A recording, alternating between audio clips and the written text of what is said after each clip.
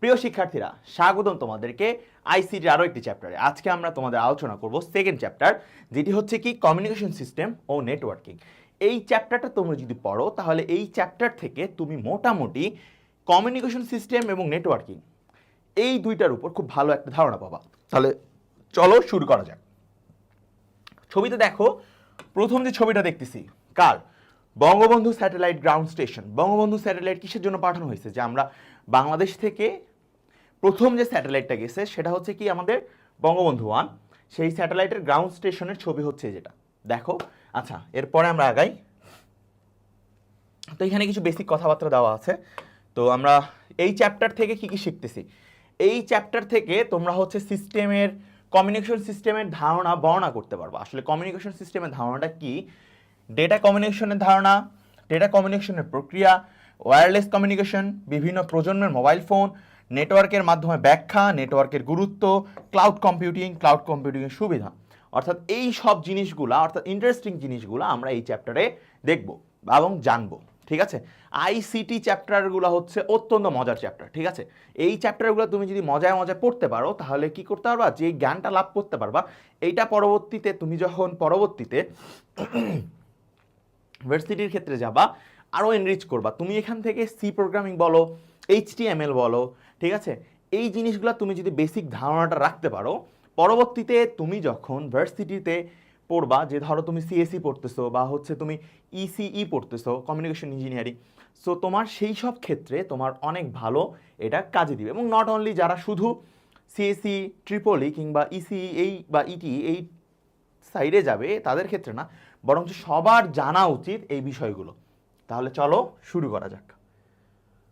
Communication system, communication সিস্টেমের ধারণা দেখো যে হচ্ছে যোগাযোগ বা কমিউনিকেশন হচ্ছে একটা সহজাত প্রক্রিয়া। যে তুমি তোমার ফ্রেন্ডের সাথে যোগাযোগ করতেছো, ঠিক আছে, এই দোস্ত কি অবস্থা, কেমন আছিস, ঠিক আছে, ও বলতেছে হ্যাঁ দোস্ত আলহামদুলিল্লাহ অনেক ভালো আছি। তো এই যে কমিউনিকেশন বা যোগাযোগ করতেছো এটাই তো কমিউনিকেশন, তাই না? তো এই যে দেখো এখানে বলা হয়েছে যে শুধু মানুষ, পশু পাখিরাও নিজেদের মধ্যে নানা রকমভাবে যোগাযোগ করতে পারে, আমি যেটা একটু আগেই বলছি। ঠিক আছে, পরবর্তীতে এখন ধরো তুমি এখানে আছো কিন্তু তোমার বাসার লোকজন আছে 400 কিলো দূরে, 500 কিলো দূরে, তখন আমরা কি করতেছি? তখন আমরা চিঠি পাঠাচ্ছি, কখনো মেইল করতেছি, কখনো ফ্যাক্স করতেছি। প্রথমে চিঠির যুগ ছিল, প্রথমে চিঠি গেল, এরপরে কি আসছে? এরপরে আসছে ফ্যাক্স, তারপর আসতেছে ধীরে ধীরে মেইল। এখন আমরা ভিডিও কলে একদম দেখলে মনে হচ্ছে যে একদম খুব কাছাকাছি, তাই না? তো এখন আসি যে হচ্ছে তোমার এই যে ডেটা কমিউনিকেশনের ধারণা। ডেটা কমিউনিকেশনের ধারণা যদি তোমাকে বলে, ডেটা কমিউনিকেশনের ধারণা বলতে কি বুঝো, এই ডায়াগ্রামটা কিন্তু তোমাকে আঁকতে হবে। এই ডায়াগ্রামটা তোমাকে, ফ্লো চার্টটা তোমাকে আঁকতে হবে। এখানে হচ্ছে কি, এখানে হচ্ছে তোমার উৎস, ঠিক আছে, এখানে হচ্ছে প্রথমে থাকবে তোমার উৎস, উৎসের পর থাকবে হচ্ছে ইনপুট ট্রান্সডিউসার, এরপর থাকবে ট্রান্সমিটার, তারপর হচ্ছে মিডিয়াম, তারপর হচ্ছে রিসিভার, তারপর হচ্ছে আউটপুট ট্রান্সডিউসার, তারপর হচ্ছে কি আউটপুট। অর্থাৎ কোনো ডেটা আমি যদি পাঠাচ্ছি বা ট্রান্সমিট করতেছি তাহলে সবার আগে উৎস থেকে সেই ডাটাটা কি হবে, ইনপুট ট্রান্সডিউসারের মাধ্যমে কোথায় যাচ্ছে? দেখো ট্রান্সমিটারে যাচ্ছে। ট্রান্সমিটারটা কি করতেছে? ট্রান্সমিট করতেছে, ঠিক আছে, যেটা হচ্ছে এক জায়গা থেকে অন্য জায়গায় পাঠাচ্ছে। ট্রান্সমিটার পর আসতেছে রিসিভার। তার মানে এই ধরনের ক্ষেত্রে ধরো এটা হচ্ছে সিগন্যাল দিচ্ছে, এটা ট্রান্সমিটার ট্রান্সমিট করতেছে, তাহলে এখানে আমার একটা রিসিভার থাকবে। যেমন দেখো এখানে আমার একটা সিস্টেম আছে, সেটা হচ্ছে ডিজিআই সিস্টেম। তো এই ডিজিআই এর ক্ষেত্রে আমি যে কথাগুলো বলছি সেই কথাগুলো এখানে ইনপুট আকারে যাচ্ছে। ওইখানে আছে হচ্ছে ফোনের সাথে যেটা আছে সেখানে আছে হচ্ছে রিসিভার। সেইখানে রিসিভার যেটা আছে সেই রিসিভারগুলো হচ্ছে কি আমার কথাটাকে কি করতেছে, কনভার্ট করতেছে, ঠিক আছে। তো কনভার্ট করে আউটপুটে ভয়েস আকারে কি করতেছে, আউটপুট দিতেছে। তো এই ছবিটা এখানে লাগবে। এরপরে আসি, দেখা যাচ্ছে কি ডেটা কমিউনিকেশনের বিভিন্ন অংশ, ঠিক আছে, উৎস হতে শব্দ, প্রত্যয়, এই জিনিসগুলো আমরা এখানে দেখলাম। এখানে হচ্ছে ট্রান্সমিটার, প্রেরক যন্ত্র, ঠিক আছে, ট্রান্সমিটার থাকলে রিসিভার বা গ্রাহক যন্ত্র থাকবে। এই জিনিসগুলো আমরা কিন্তু এখানে বলছি। এরপরে আমরা আসি যে এইখানে ডেটা কমিউনিকেশনের উপাদানগুলোর উদাহরণ, এইটা অনেক বেশি ইম্পর্টেন্ট, ঠিক আছে, যে ডেটা কমিউনিকেশনে ব্যবহৃত উপাদানগুলোর উদাহরণ কি কি। তো উদাহরণগুলো হচ্ছে যে উৎস বা সোর্স। উৎস বা সোর্স কি, যেটার মাধ্যমে তুমি কথা বলছো, যেমন ধরো মাইক্রোফোন, ক্যামেরা, ঠিক আছে, মাইক্রোফোন, ক্যামেরা, এগুলো হচ্ছে কি এক ধরনের উৎস বা সোর্স। আবার ধরো মাউস, কিবোর্ডের ক্ষেত্রে তুমি বলতে পারো যে কিবোর্ড, মাউস, এগুলো হচ্ছে কি ইনপুট দিচ্ছে, তার মানে কি এগুলো হচ্ছে উৎস বা সোর্স। এরপর হচ্ছে কি ট্রান্সমিটার। ট্রান্সমিটার হচ্ছে কি টেলিফোন, তারপর হচ্ছে কি মোবাইল ফোন, মডেম, রাউটার, এগুলো হচ্ছে কি ট্রান্সমিটার। তারপর হচ্ছে কি মিডিয়াম বা মাধ্যম, মাধ্যম হচ্ছে কি optical fibre, radio wave, microwave. এরপরে আসো হচ্ছে কি রিসিভার বা গ্রাহক যন্ত্র, কি টেলিফোন এক্সচেঞ্জ, মডেম, রাউটার, এগুলো হচ্ছে কি গ্রাহক যন্ত্র। গন্তব্য বা ডেস্টিনেশন, ডেস্টিনেশন কি তোমার ফোনের ক্ষেত্রে আমরা যখন কথা বলি এখান থেকে আমার যে আউটপুটটা আসে সেটা কি স্পিকারের মাধ্যমে। দেখো এখানে কি আছে, স্পিকার, টেলিফোন, তারপর কি কম্পিউটার। এখন আসো হচ্ছে ব্যান্ডউইথ। আচ্ছা, এই ব্যান্ডউইথ কথাটার সাথে আমরা সবচেয়ে বেশি প্রচলিত, তাই না? হ্যাঁ, কারণ আমরা যে ফোন অপারেটরগুলো ইউজ করি বা ওয়াইফাই প্রোভাইডাররা যারা আছে তাদের ক্ষেত্রে আমরা যখন ডেটার লাইন নিতে যাই তখন আমরা বলি যে আমরা 10 MBPS এর লাইন নিব কিংবা 15 কিংবা 20 MBPS এর লাইন। তার মানে তুমি কি নিচ্ছ ভাইয়া? ব্যান্ডউইথটা নিতেছো, যে কত MBPS, তার মানে হচ্ছে তুমি কত স্ট্রং ডেটাটা তুমি নিতেছো, ঠিক আছে, যার কারণে তুমি কত ফাস্ট কানেকশনটা পাচ্ছ ইন্টারনেটের ক্ষেত্রে। তো এখন দেখো ব্যান্ডউইথ কি, এই ব্যান্ডউইথের সাথে তোমার ইন্টারনেটের একটা গতির সম্পর্ক আছে। কার সাথে? ইন্টারনেটের সাথে গতির সম্পর্ক। দেখো এই যে গতি বা স্পিড সম্পর্কে একটা ধারণা দেয় ব্যান্ডউইথ। প্রতি সেকেন্ডে, তাহলে ব্যান্ডউইথ কাকে বলে? প্রতি সেকেন্ডে যে পরিমাণ ডাটা এক স্থান থেকে অন্য স্থানে স্থানান্তরিত হয় তাকে, সেই ডেটা স্থানান্তরের হারকে বলা হয় হচ্ছে ব্যান্ডউইথ। তাহলে ব্যান্ডউইথ কি? ব্যান্ডউইথ হচ্ছে প্রতি সেকেন্ডে যে পরিমাণ ডেটা এক স্থান থেকে আরেক স্থানে স্থানান্তরিত হয়, এই স্থানান্তরিত হওয়ার হারকে বলা হচ্ছে কি তোমার ব্যান্ডউইথ। তো এই যে ব্যান্ডউইথ যেটা আছে, এই ব্যান্ডউইথের তোমার ইয়া কি, এটা হচ্ছে তোমার বিপিএস বা বিট পার সেকেন্ড। ব্যান্ডউইথ সাধারণত হয় কিসে? বিট পার সেকেন্ড বা বিপিএস এ হিসাব করা হয়, ঠিক আছে। তো এখন এই বিপিএস বা বিট পার সেকেন্ডের পরিবর্তে তোমার কেবিপিএস বা এমবিপিএসটা চলে আসছে, ঠিক আছে। এই যে এমবিপিএস বা প্রতি সেকেন্ডে কি 1,000,000 বিট, এখানে হচ্ছে প্রতি সেকেন্ডে 1000 বিট। ওকে, এখন আসো 8 বিটকে 1 বাইট বলা হয়, এটা হচ্ছে গুরুত্বপূর্ণ। এবং 1 এমবিপিএস বলতে 8 এমবিপিএসকে বোঝানো হয়। তাহলে 1 এমবিপিএস বলতে মূলত 8 এমবিপিএসকেই বোঝানো হয়। তাহলে দেখো এখানে একটু দেখো যে হচ্ছে কার ক্ষেত্রে কত ব্যান্ডউইথ। যেমন অনলাইন এইচডি মাল্টিপ্লায়ার গেমিং এর জন্য তোমার লাগে 4 এমবিপিএস, ইন্টারনেট হতে গেম কনসোল হইলে 1 এমবিপিএস, তারপর কত হচ্ছে ভিডিও কনফারেন্সিং এর হইলে 4 এমবিপিএস। একটা জিনিস খেয়াল করবা, যার ব্যান্ডউইথ যত ভালো ভিডিও কলের ক্ষেত্রে তাই কিন্তু আমরা তত স্পষ্ট দেখি, তাই না? আচ্ছা, তারপরে আসো এই যে কমিউনিকেশনে ব্যান্ডউইথ ব্যবহার হয়, কমিউনিকেশনে নেটওয়ার্কে ব্যান্ডউইথ যেখানে ব্যবহৃত যন্ত্রপাতি ও মিডিয়ামের উপর নির্ভর করে। যেমন মিডিয়াম হিসাবে সাধারণত টেলিফোন ব্যবহার করলে তার যত ব্যান্ডউইথ পাওয়া যায় অপটিক্যাল ফাইবার কেবলে তার চেয়ে অনেক বেশি পাওয়া যায়। স্বাভাবিক, অপটিক্যাল ফাইবারে অনেক বেশি, কারণ অপটিক্যাল ফাইবারের ভিতর তোমার কি হয়, পূর্ণ অভ্যন্তরীণ প্রতিফলনটা হয়, যার কারণে এটা পাওয়ার বা সক্ষমতাটা অনেক বেশি থাকে। এরপরে আসি, ঠিক আছে, এরপরে কি বলছে, একটি কমিউনিকেশন নেটওয়ার্ক যেহেতু অনেকে ব্যবহার করে, ঠিক আছে, তাই নেটওয়ার্কের ব্যান্ডউইথ সকল ব্যবহারকারীর মাঝে সমানভাবে ভাগ হয়ে যায়। ধরো এইখানে হচ্ছে মেইন হাব, এই হাব থেকে ধরো এ ইউজ করতেছে, এ ইউজ করতেছে, এরা হচ্ছে মেইন প্রোভাইডার, এরা হচ্ছে কি মেইন প্রোভাইডার। এইখান থেকে এই যে একজন, এই যে তিনজন হচ্ছে লোকাল ডিস্ট্রিবিউটর, এই লোকাল ডিস্ট্রিবিউটর থেকে আবার মনে করো যে মানুষ নিচ্ছে, এরা হচ্ছে কি, এরা হচ্ছে তোমার লোকাল ডিস্ট্রিবিউটর। এখান থেকে এই যে মানুষ নিচ্ছে। তাহলে দেখো এইখানে যে গতি ছিল সেই গতি কি ধীরে ধীরে ধীরে ধীরে কমতেছে। এরপর এখান থেকে যখন তুমি ফোনে নিচ্ছ, বাসায় নিচ্ছ, এখন তো তুমি ভাই একটা ফোনে ইউজ করতেছো না, তুমি তো হচ্ছে ফোনে ইউজ করতেছো, কম্পিউটারে ইউজ করতেছো, ল্যাপটপে ইউজ করতেছো, তাই না, টিভিতে দেখতেছো, নেটফ্লিক্স, তাহলে অবশ্যই তোমার কি ব্যান্ডউইথটা ধীরে ধীরে ধীরে ধীরে কমতে থাকবে, অর্থাৎ ডিভাইড হতে থাকবে। তো প্রকৃত ব্যান্ডউইথ হচ্ছে সেটি মাপার নানা ধরনের পদ্ধতি আছে, ঠিক আছে, অনেক ধরনের আছে। আমরা ইন্টারনেট স্পিড টেস্ট করতে পারি যে কত এমবিপিএস, ওকলার মাধ্যমে করতে পারি, আর অনেকগুলোর মাধ্যমে করতে পারি, ঠিক আছে। তো এখানে বলছে কি, দেখো data transmission method, data transmission মেথডটা কি আসলে?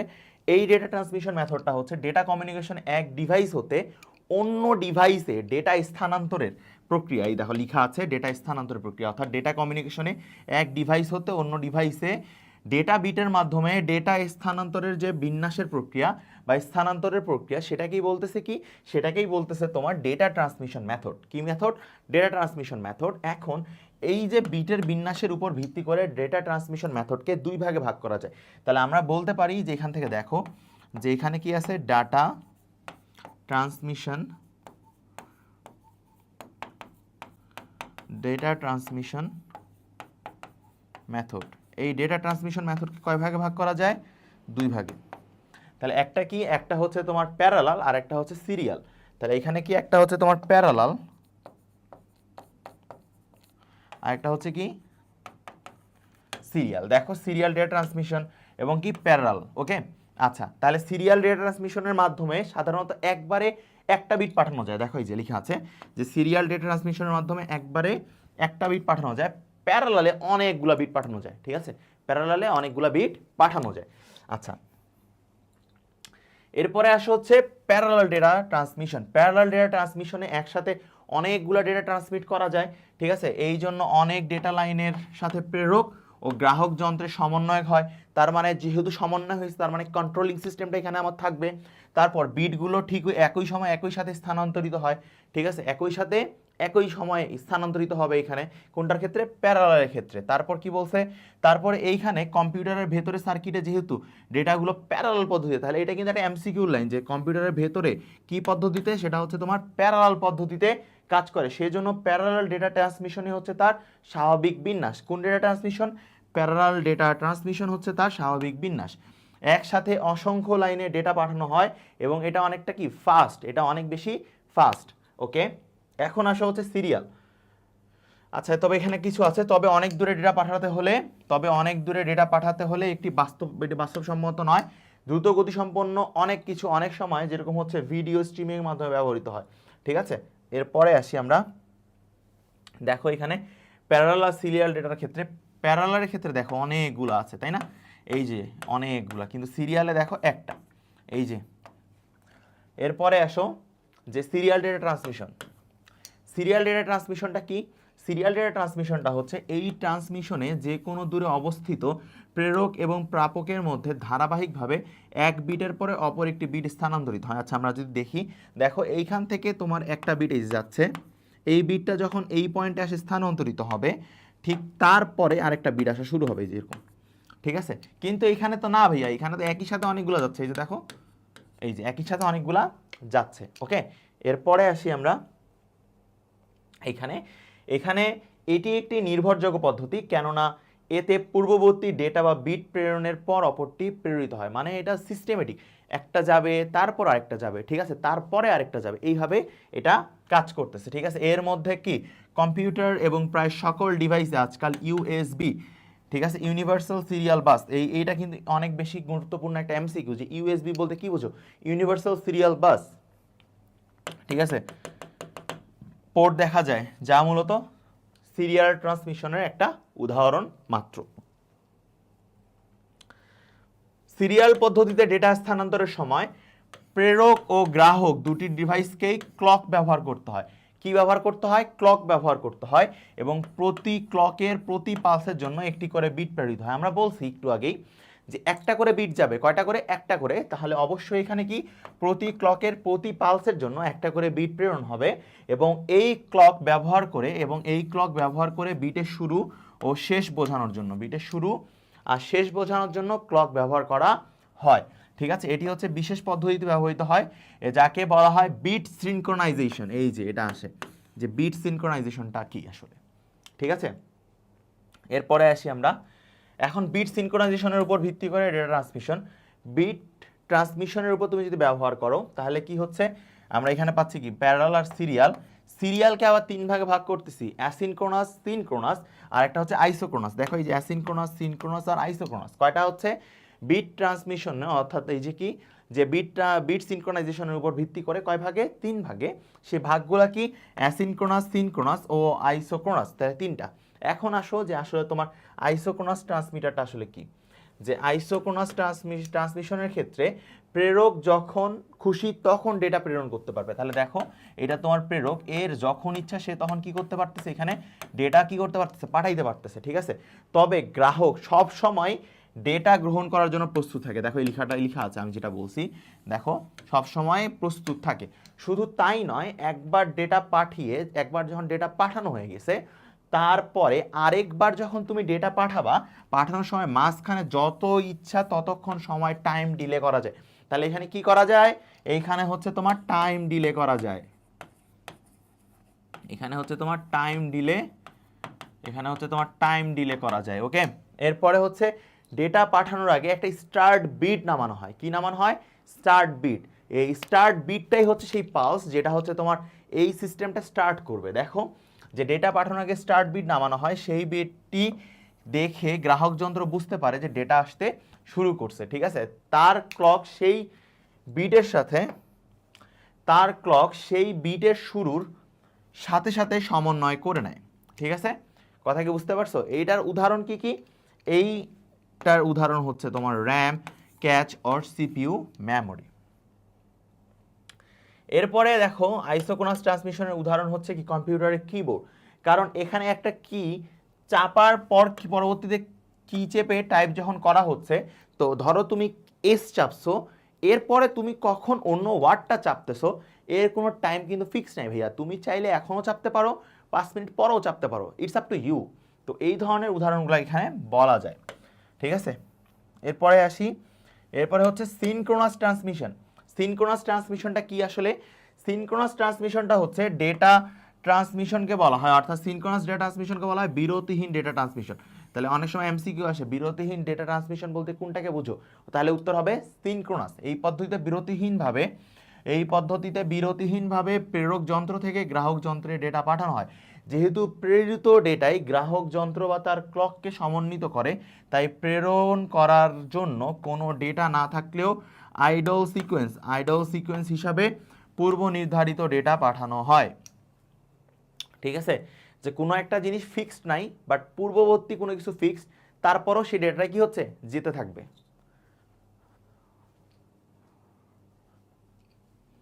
এরপরে আসো সিনক্রোনাস ডেটা ট্রান্সমিশন পদ্ধতিতে প্রেরক স্টেশনে, অর্থাৎ তুমি যখন পাঠাচ্ছ প্রেরক স্টেশনে প্রথমেই ডেটাকে প্রাইমারি স্টোরেজ, ঠিক আছে, ব্যবহৃত হবে। ঠিক আছে, যেটাকে র্যাম, ক্যাচ, সিপিইউ মেমোরি ইত্যাদিতে সংরক্ষণ করে ডেটার ক্যারেক্টারগুলো যেগুলো আছে সেগুলোকে ব্লক বা হচ্ছে কি ফ্রেম আকারে ভাগ করে নেওয়া হয়। তাহলে কি আকারে ভাগ করে নেওয়া হয়? ব্লক বা ফ্রেম আকারে। কি ব্লক বা ফ্রেম আকারে? তো প্রতিবার একটি করে ব্লক বা ফ্রেমের ক্লকের সাথে সমন্বয় করে সমান বিরতি দিয়ে প্রেরণ করা হয়। প্রতি ব্লকের শুরুতে 1 বা 2 বাইটের একটি হেডার ইনফরমেশন থাকে। কয়টা? 1 বা 2 বাইটের কি থাকে? হেডার ইনফরমেশন থাকে। এবং ব্লক ডেটার শেষে একই পরিমাপের একটি ট্রেইলার ইনফরমেশন সিগন্যাল পাঠানো হয়। তাহলে কি কি? তাহলে এখানে বলছে যে ব্লক ডেটার শেষে একই পরিমাপের একই ট্রেইলারে এটা পাঠানো হচ্ছে। ওকে, এই যে এইখানে দেখবা যে কিছু বেসিক কথাবার্তা বলা আছে। এর পরবর্তীতে আসো, দেখো এখানে প্রেরক থেকে যাচ্ছে কোথায়? প্রাপকে। এই যে এখানে হচ্ছে কি বাইনারিতে ওয়ার্ডগুলো ট্রান্সমিট হচ্ছে, যে তুমি 1 চাপো, তুমি 9 চাপো আর 10 চাপো আর 15 চাপো, সব কিছু কি বাইনারিতে কনভার্ট হচ্ছে। তাহলে এই কনভার্সনটা দেখবে পরবর্তী চ্যাপ্টারে। এখন আসো হচ্ছে আইসোক্রোনাস ট্রান্সমিশন। আইসোক্রোনাস ট্রান্সমিশন হচ্ছে অ্যাসিনক্রোনাস আর সিনক্রোনাসের একটা মিশ্র পদ্ধতি। এই প্রক্রিয়ায় অ্যাসিনক্রোনাস পদ্ধতিতে স্টার্ট ও স্টপ বিটের মাঝখানে সিনক্রোনাস পদ্ধতিতে ব্লক আকারে ডেটা ট্রান্সমিট করা যায়। তার মানে এটা হচ্ছে মিক্সচার, তাই না? এখন যেহেতু পুরোটা সিনক্রোনাস নয়, তাই স্টোরেজ ডিভাইসে ডেটা সংরক্ষণ না করেই যখন প্রয়োজন তখন সেই ডেটা ট্রান্সমিট করা যায়। তাহলে যখন প্রয়োজন তখন সেই ডেটা ট্রান্সমিট করা যায়। এরপরেরটাতে আসো, দেখো ডেটা ট্রান্সমিশন মেথডের ক্ষেত্রে দেখো কয় ধরনের হয়? 3 ধরনের। একটা হচ্ছে সিমপ্লেক্স, হাফপ্লেক্স, আর একটা হচ্ছে কি ফুলপ্লেক্স। তো যদি সিমপ্লেক্স হয় তাহলে কি প্রেরক থেকে ডাইরেক্ট গ্রাহকে যাবে, আর যদি হাফ ডুপ্লেক্স হয় তাহলে লাইন একটা থাকবে, তাহলে প্রেরক থেকে হচ্ছে দেখো যে হাফ ডুপ্লেক্স, সিমপ্লেক্স মোড আমরা বলছি। সিমপ্লেক্স মোডে কি এই পদ্ধতিতে শুধু একদিকেই ডেটা পাঠানো সম্ভব। তাহলে দেখো প্রেরক থেকে ডাইরেক্ট গ্রাহকে যাচ্ছে। ঠিক আছে, যেমন কিবোর্ড, মাউস, আমরা টিভি দেখতে, সেগুলো হচ্ছে সিমপ্লেক্স, ডাইরেক্ট একটাই আসতেছে। বাট তারপর হচ্ছে হাফ ডুপ্লেক্সটা আসলে কি? হাফ ডুপ্লেক্স হচ্ছে এই পদ্ধতিতে 2 দিকেই ডেটা পাঠানো সম্ভব, অর্থাৎ তোমার কাছ থেকে আরেকজনের কাছে, আরেকজনের কাছ থেকে তোমার কাছে পাঠানো সম্ভব, কিন্তু একই সাথে না, আলাদা আলাদা হবে, অর্থাৎ একটার পর আরেকটা হবে, অর্থাৎ ধীরে ধীরে। যেমন হচ্ছে ওয়াকি টকির ক্ষেত্রে কি হয়? একজন ডেটা দেয়, আরেকজন রিসিভ করে, তারপর উনি কথা বলে, সেটা হচ্ছে কি ওয়াকি টকির ক্ষেত্রে। এরপরে আসো হচ্ছে ফুল ডুপ্লেক্স মোডে হচ্ছে একই সময় উভয় ডিভাইসে কি করা যায়? ডেটা প্রেরণ ও গ্রহণ করতে পারে, যেমন হচ্ছে মোবাইল ফোন, টেলিফোন, ঠিক আছে, সেল ফোন, এগুলার ক্ষেত্রে উদাহরণ হচ্ছে কিন্তু এটা। এর পরবর্তীতে আমরা আসি দেখো কি বলছে, ডেটা বিতরণ ও ডেলিভারি মোড। তাহলে প্রাপকের সংখ্যা, কিসের প্রাপকের সংখ্যা ও ডেটা গ্রহণের অধিকারের উপর ভিত্তি করে ডেলিভারি মোড ভিন্ন ভিন্ন হয়। তাহলে কি কি মোডে হইতে পারে দেখো, সেটা হচ্ছে কি ইউনিকাস্ট, ব্রডকাস্ট, আর একটা হচ্ছে কি মাল্টিকাস্ট। ইউনিকাস্টটা কি, এই পদ্ধতিতে একটি প্রেরকের কাছে থেকে একটি গ্রাহকেই ডেটা যেতে পারবে, অর্থাৎ 1 to 1, ঠিক আছে, এখানে 1 to 1। আর ব্রডকাস্টে হচ্ছে কি 1 to many, ব্রডকাস্টে হচ্ছে 1 to many। যেমন দেখো এখানে কি হচ্ছে তোমার দেওয়া আছে যে মোবাইল ফোন, টেলিফোন, খেলনা, ওয়াকি টকির ক্ষেত্রে, ব্রডকাস্টের ক্ষেত্রে এ পদ্ধতিতে একজন প্রেরক থাকে, কিন্তু ট্রান্সমিশন নেটওয়ার্কের আওতাধীন সব গ্রাহকই ডেটা গ্রহণ করতে পারে, যেমন টেলিভিশন, রেডিও, আমি একটু আগে যেটা কিন্তু বলছি। হ্যাঁ, এখন আসো হচ্ছে কি মাল্টিকাস্ট মোড হচ্ছে অনেকটা ব্রডকাস্টের মতোই, বাট এই মোডে নেটওয়ার্কের একটি প্রেরক হতে ডেটা প্রেরণ করলে তা শুধু অনুমোদিত সদস্যের কাছেই যেতে পারে। যেমন ধরো ভিডিও কনফারেন্সিং এর ক্ষেত্রে আমরা জুম ইউজ করি, জুম তো সবার কাছেই আছে, ঠিক আছে, ফোনে, কিন্তু তুমি যাদেরকে নিয়ে জুমে মিটিংটা করতে চাচ্ছ, তুমি তাদেরকেই তোমার মিটিং আইডিটা দিচ্ছ, ঠিক আছে। তাহলে এই যে দিচ্ছ, তার মানে অনেক মানুষ আছে, কিন্তু অনেক মানুষ থেকে না, তুমি কিছু বাছাই করা মানুষের সাথে কানেক্ট করতে পারতেছো, সেটাই হচ্ছে তোমার কি মাল্টিকাস্ট। এরপরে আসো যে ডেটা কমিউনিকেশনের মাধ্যম, ডেটা কমিউনিকেশনের মাধ্যম হচ্ছে ডেটা আদান প্রদানের ক্ষেত্রে প্রেরক থেকে গ্রাহক পর্যন্ত সব যোগাযোগ স্থাপন করা যায়, তাই না? আচ্ছা, তাহলে ডেটা ট্রান্সমিশন বা কমিউনিকেশন চ্যানেল বলা হয়। তো এরপরে আসি যে হচ্ছে তোমার কি বলা হয়েছে, এই যে দেখো মাধ্যমের পর এখানে কি আছে, গাইডেড মিডিয়া, তারপর কি হচ্ছে আনগাইডেড মিডিয়া। আনগাইডেড মিডিয়াটা হচ্ছে পুরোটাই হচ্ছে ওয়্যারলেস, আর এখানে কি গাইডেড মিডিয়া, যেটা হচ্ছে তোমার ওয়্যার থাকবে, ঠিক আছে, telephone wire, coaxial wire, twisted wire, fibre অপটিকের ওয়্যার, ঠিক আছে। আর এখানে কি আনগাইডেড যেটা, সেখানে থাকতেছে তোমার ইনফ্রারেড, মাইক্রোওয়েভ, রেডিওওয়েভ। আবার তোমার যদি মাইক্রোওয়েভের মধ্যে যাও, মাইক্রোওয়েভের মধ্যে কি থাকতেছে, মাইক্রোওয়েভের মধ্যে থাকতেছে ব্লুটুথ, ওয়াইফাই অ্যান্ড ওয়াইম্যাক্স। কি থাকতেছে, ব্লুটুথ, ওয়াইফাই অ্যান্ড ওয়াইম্যাক্স। তাহলে এখানকার ফ্রিকোয়েন্সি কত, এখানকার ফ্রিকোয়েন্সি হচ্ছে 2.4 থেকে 2.45 গিগাহার্টজ, এটার ক্ষেত্রে হচ্ছে 2.4 থেকে 5 গিগাহার্টজ, আর ওয়াইম্যাক্সের ক্ষেত্রে হচ্ছে 2 থেকে 66 গিগাহার্টজ। ওয়াইম্যাক্স হচ্ছে অনেক পাওয়ারফুল, ঠিক আছে, এইগুলোর মধ্যে সবচেয়ে পাওয়ারফুল হচ্ছে কি ওয়াইম্যাক্স। এখন তোমার এখানে কি কি আছে, মিডিয়ামের ক্ষেত্রে তুমি কি কি জানলা, দুইটা মিডিয়াম, ইটস গাইডেড মিডিয়াম, একটা হচ্ছে কি আনগাইডেড মিডিয়াম। তো আনগাইডেড মিডিয়ার ক্ষেত্রে সেটা কি হচ্ছে ওয়্যারলেস, আর ওয়্যারলেসের ক্ষেত্রে এখানে হচ্ছে কি কি আছে, রেডিও ওয়েভ, মাইক্রোওয়েভ, ইনফ্রারেড। আর হচ্ছে তোমার গাইডেড মিডিয়ার ক্ষেত্রে কি আছে, telephone wire, coaxial wire, twisted and fibre optical wire, ঠিক আছে। এর পরবর্তীতে আমরা দেখি তার মাধ্যমে বা ওয়্যার্ড মিডিয়া, তারের মাধ্যমে আমরা যে সিগন্যাল পাঠাই, সেটা হচ্ছে পুরোনো দিনে যখন আমরা টেলিফোনে কথা বলি, ঠিক আছে, তো টেলিফোনে যখন আমরা কথা বলি, তখন কি করি, একজনের কাছ থেকে ফোন ডায়াল করার পর হ্যালো হ্যালো হ্যালো করার পর আরেকজন শুনে হ্যাঁ হ্যাঁ হ্যাঁ শুনতেছি, তো উনি বলার পর দেখবা যে এখানে আরেকজন কথা বলে ফেলছে, আপনি কেমন আছেন, আর উনি তখন শুনতেছে হ্যাঁ হ্যাঁ হ্যাঁ। তো বিষয়টা হচ্ছে এরকম। তো এখানে দেখো এই পদ্ধতিতে তথ্য আদান প্রদানের ক্ষেত্রে ধাতব তার ব্যবহৃত হয়, ঠিক আছে। তো কোনো নির্দিষ্ট পথে বৈদ্যুতিক সংকেত পাঠানোর জন্য, অর্থাৎ এই লাইনে যদি তুমি বৈদ্যুতিক সংকেত পাঠাইতে চাও, তাহলে হচ্ছে এই প্রসিডিউর তোমাকে কি করতে হবে, অবলম্বন করতে হবে। এই কেবলকে গাইডেড মিডিয়া বলা হয়, ঠিক আছে। আচ্ছা, এরপরে দেখো টুইস্টেড কেবল বা ফেয়ার কেবল। তো এই ধরনের টুইস্টেড পেয়ার কেবলের মধ্যে তোমার তিনটা কালার দেখা যায়, ঠিক আছে, একটা হচ্ছে ব্লু, একটা হচ্ছে ইয়েলো, একটা হচ্ছে গ্রিন, আর একটা হচ্ছে ব্ল্যাক। তাহলে তিনটা জিনিস, চারটা কালার দেখা যায়, কয়টা কালার, চারটা কালার দেখা যায়, ঠিক আছে। এই টুইস্টেড পেয়ার হচ্ছে তোমার কার ক্ষেত্রে, এই কি বলছে, দুইটি পরিবাহী তারকে পরস্পর সমান্তরালভাবে পেঁচিয়ে টুইস্টেড পেয়ার কেবল তৈরি করা যায়। এবং টুইস্টেড পেয়ার কেবল দুই ধরনের হয়ে থাকে, একটা হচ্ছে আনশিল্ডেড টুইস্টেড পেয়ার কেবল বা ইউটিপি আনশিল্ডেড, এবং আরেকটা হচ্ছে কি, আরেকটা হচ্ছে শিল্ডেড, একটা হচ্ছে আনশিল্ডেড আর একটা হচ্ছে কি শিল্ডেড। এখন আসো সাধারণ কোম্পানি নির্মিত এইসব ক্যাবেলে মোট 4 জোড়া তার থাকে, আমি একটু আগেই বলছি 4 জোড়া থাকবে, ঠিক আছে। 4 জোড়ার ক্ষেত্রে প্রতি জোড়ায় কমন রং সাদা থাকে, ভিন্ন ভিন্ন রং আমি একটু আগে বলছি নীল, সবুজ, কমলা, বাদামি এই ধরনের থাকে, ঠিক আছে। এখন এই ধরনের ক্যাবেলের ব্যবহার করে 100 মিটারের বেশি দূরত্বে ডেটা প্রেরণ করা যায় না, ঠিক আছে। কত, 100 মিটারের বেশি ডেটা প্রেরণ করা যাবে না, কোনটা ইউজ করলে, টুইস্টেড কেবল ইউজ করলে। তো এই ক্যাটাগরির ব্যান্ডউইথ হচ্ছে 10 MBPS থেকে 1 GBPS। তাহলে ব্যান্ডউইথ কত, 10 MBPS থেকে 1 GBPS। এরপরেরটাতে আসি আমরা, এরপরের স্লাইডে কি বলছে দেখো, এখানে বলছে কোএক্সিয়াল কেবল। কোএক্সিয়াল কেবলের কি বলছে, যে এইখানে হচ্ছে তোমার কপার নির্মিত 3 স্তর বিশিষ্ট তার থাকে। তো কেন্দ্রস্থলে একটি শক্তিশালী তামার তারের কন্ডাক্টর থাকে। কি হচ্ছে, কেন্দ্রস্থলে একটি শক্তিশালী তামার তারের কি থাকে, কন্ডাক্টর থাকে। তো সেটাকে বৃত্তাকারে গিয়ে প্লাস্টিকের পরিবাহীর কি বলছে স্তর থাকে, এবং এই স্তরকে ঘিরে তামার তারের একটি জাল বা শিল্ড থাকে। ঠিক আছে, অনেক সময় এই যে শিল্ডগুলো আছে, এই শিল্ডগুলো অপরিবাহী স্তরের মাঝখানে মেটালিক করা থাকে, অনেক সময় মেটালিকও থাকে, দেখো মেটালিক ফয়েলও থাকে। সবশেষ রাবারের অপরিবাহী পুরু স্তর কি হচ্ছে, রাবারের অপরিবাহী হচ্ছে কি পুরু স্তর এই কেবলটিকে আবৃত করে রাখে, মানে ইনসুলেশনের জন্য এই কাজটা করা হয়। তো তামার তারের জালি ও মেটালিক ফয়েলটিকে একসাথে আউটার কন্ডাক্টর কি হিসাবে, আউটার কন্ডাক্টর হিসাবে ব্যবহার করা হয়। ঠিক আছে, এই হচ্ছে এখানকার কথাবার্তা। এরপরে আসি হচ্ছে কোএক্সিয়াল কেবলের পরে থিনেট। থিনেট হচ্ছে হালকা ও নমনীয় তার। ঠিক আছে, থিনেট হচ্ছে হালকা ও নমনীয় তার, সেটি হচ্ছে 10^2। থিনেট হচ্ছে কি নামে পরিচিত, এটা এমসিকিউ এর জন্য 10^2 নামেও পরিচিত। তবে এই কেবলটি দ্বারা রিলিটার কি করা হয়, অ্যাম্পলিফাই করা হয়, দুর্বল সংকেতকে শক্তিশালী করা হয় 10^2। ঠিক আছে, এবং সর্বোচ্চ 185 মিটার 185 মিটার 10 মেগাবাইট ডেটা আদান প্রদান করা যায়। কত মিটার, 185। ঠিক আছে, আরেক নাম কি, এটার নাম হচ্ছে 10^2। কি নাম, 10^2। এরপরে আসো হচ্ছে কি, এরপরে হচ্ছে থিকনেট। থিকনেট হচ্ছে ভারী ও নন ফ্লেক্সিবল কেবল। ঠিক আছে, নন ফ্লেক্সিবল কেবল।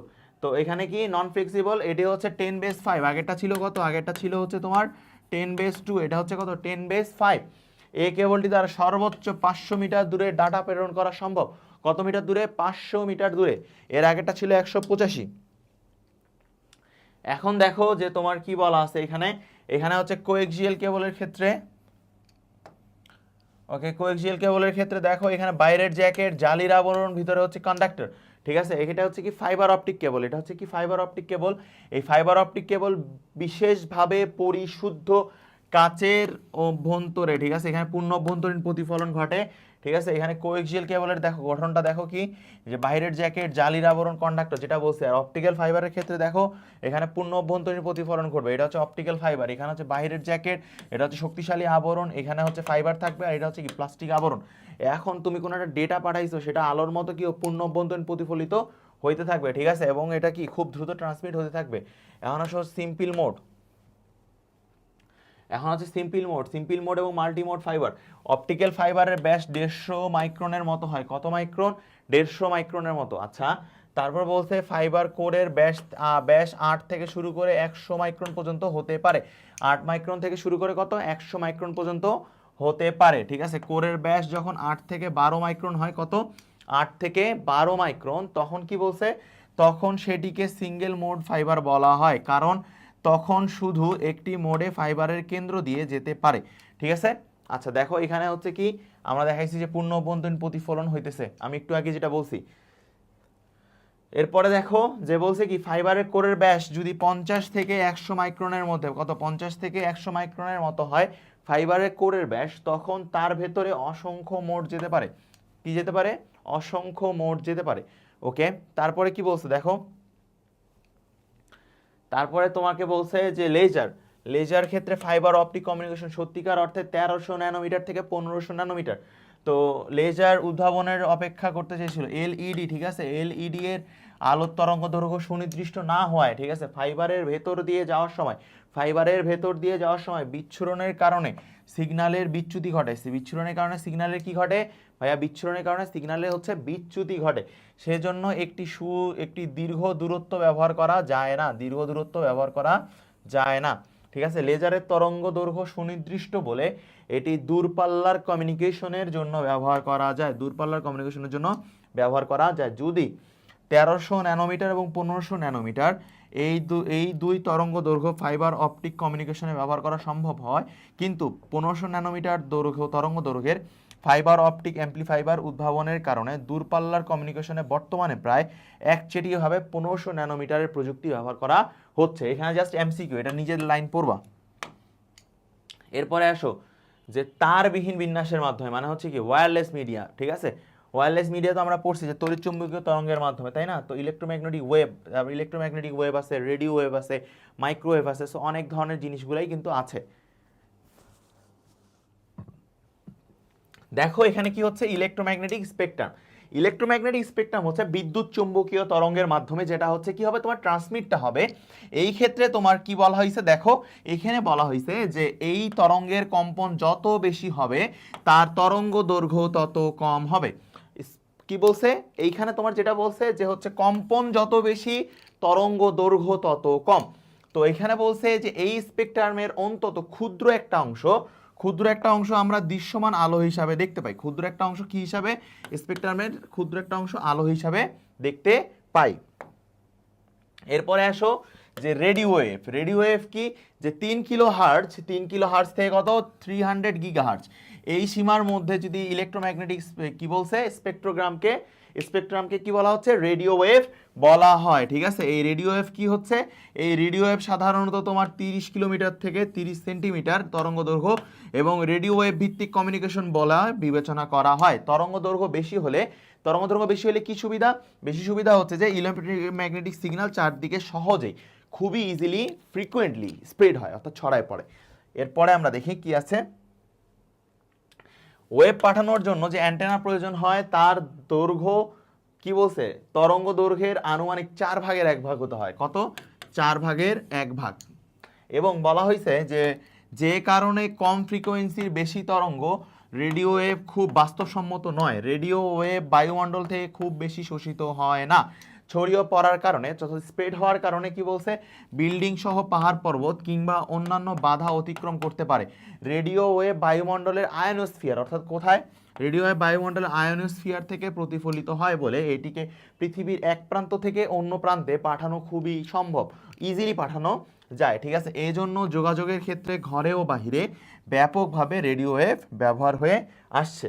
এরপরে দেখো হচ্ছে কি মাইক্রোওয়েভ কি 300 মেগাহার্টজ হতে 300 গিগাহার্টজ ফ্রিকোয়েন্সিতে কি বলা হয়েছে, 300 গিগাহার্টজ ফ্রিকোয়েন্সিতে ইলেকট্রোম্যাগনেটিক স্পেকট্রামকে বলা হচ্ছে কি মাইক্রোওয়েভ। দৈর্ঘ্য হচ্ছে 1 মিলিমিটার থেকে কত 1 মিটার পর্যন্ত বলা হলেও কমিউনিকেশনের প্রেক্ষিতে সাধারণত 1 গিগাহার্টজ হতে 100 গিগাহার্টজ ফ্রিকোয়েন্সি বিবেচনা করা হয়।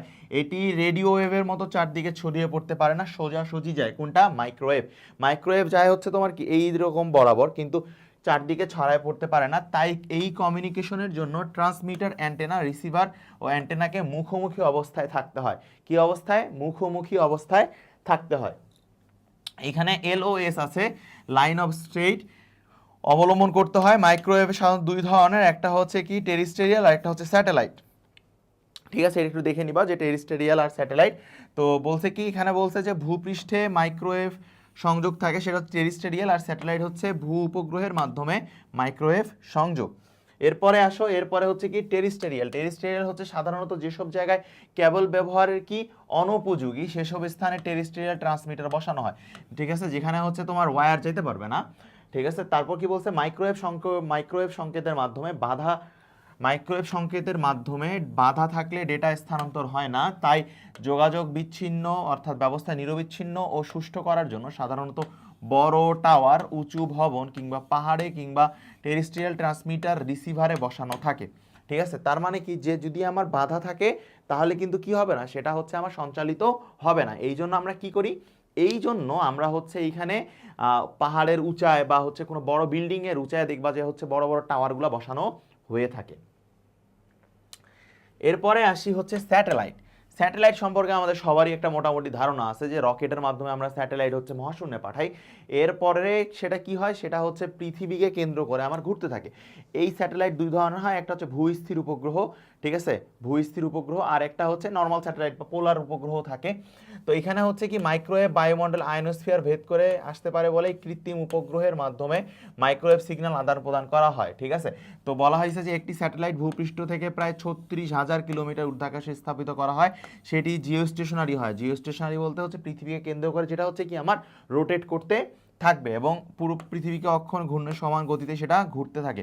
পৃথিবী থেকে তখন স্যাটেলাইটকে আকাশে নির্দিষ্ট বিন্দুতে কি মনে হয়, স্থির মনে হয়, কারণ পৃথিবীর বেগ আর স্যাটেলাইটের ঘোরার বেগ সবটাই সমান, যার কারণে এখান থেকে আপাত দৃষ্টিতে মনে হলে যে আপেক্ষিক বেগটা মনে হবে 0, যার কারণে মনে হবে ওইটা আসলে স্থির অবস্থানে আছে।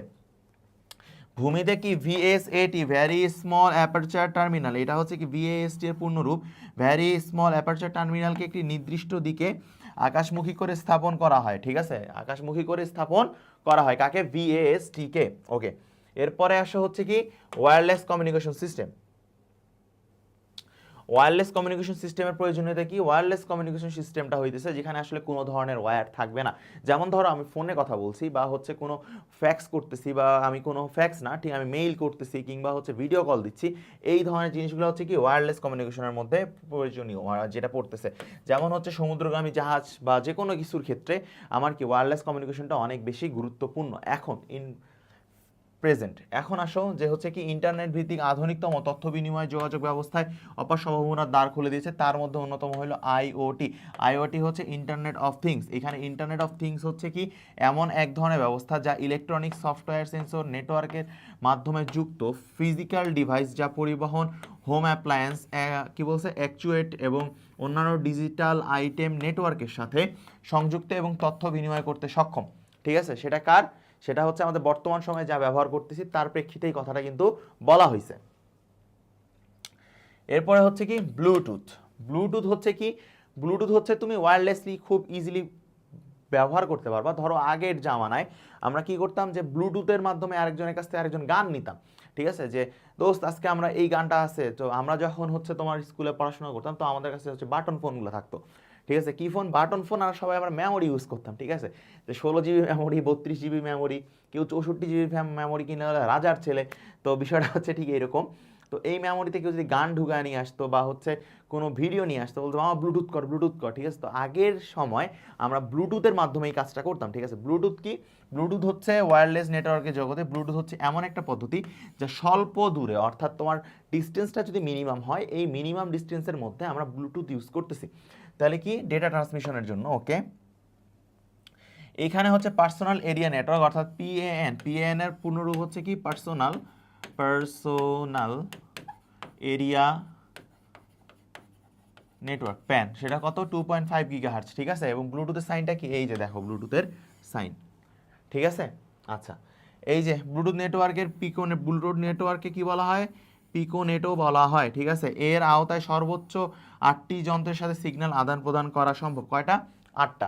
ধরো একটা সার্ভার আছে বা মাস্টার যেটা আছে যেখান থেকে সব কিছু ব্লুটুথের মাধ্যমে যাবে, তো এরকম কয়টা থাকবে? 8টার মাধ্যমে সঞ্চালন করা সম্ভব। এরপরে আসি আমরা ওয়াইফাই। ওয়াইফাই কি? ওয়াইফাই হচ্ছে কি? ওয়াইফাই হচ্ছে ওয়্যারলেস ফিলিডিটি। তো এই শব্দকে বলা হচ্ছে যে ওয়াইফাই। ওয়াইফাই শব্দের ক্ষেত্রে আমার যেটা ব্যবহার করা যায় যে আমরা ইন্টারনেট ব্যবহারের ক্ষেত্রে আমরা ওয়াইফাই ইউজ করি, অর্থাৎ ধরো যে ওয়াইফাইয়ের মাধ্যমে আমরা ছড়াই দিচ্ছি নেটওয়ার্কটাকে, হ্যাঁ। তারপরে আসি আমরা কি, এই নেটওয়ার্কের জন্য অন্য কোনো লাইসেন্স বা কর্তৃপক্ষের অনুমোদন প্রয়োজন হয় না। এবং কি বলছে, যে কোনো মানের ওয়াইফাই ডিভাইস পৃথিবীতে যে কোনো জায়গায় কাজ করতে পারে, এবং যে কারণে ডেটার কি বলছে নিরাপত্তায় খানিকটা ঝুঁকি থাকে, ঠিক আছে। খানিকটা ঝুঁকি অবশ্য থাকে, সব ধরনের ক্ষেত্রেই তোমার এই ধরনের ঝুঁকিগুলো কিন্তু থেকে থাকে।